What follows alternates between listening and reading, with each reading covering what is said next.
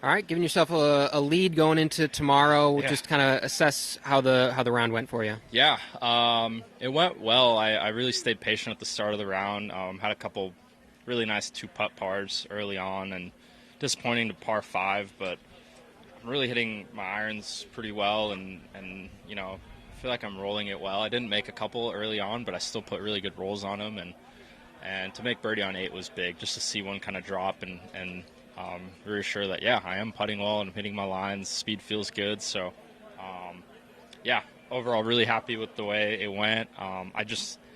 The big key for me is just trying to keep it in the fairway, which I haven't done a great job last 3 days, and I feel like I'm just scrambling my butt off a little bit, which feels like a good thing, because I feel like if I'm in the fairway, it almost feels like a bonus.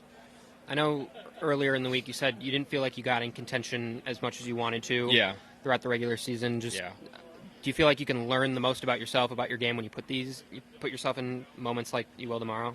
I think it's both ways, honestly, because it's really hard and really good golf to put yourself in contention. I've said it so many times.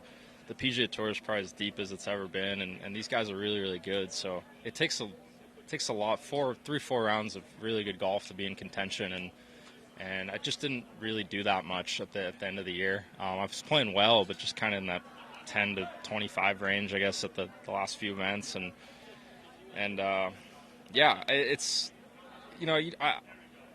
I just my main thing that I'm kind of focusing on is just making progress, and I felt like I made progress again throughout the year. But yeah, I think I learned just as much from not being in contention as being in contention, and seeing that it's both doable, but you just got to keep putting in the work, and hopefully it pays off on the golf course.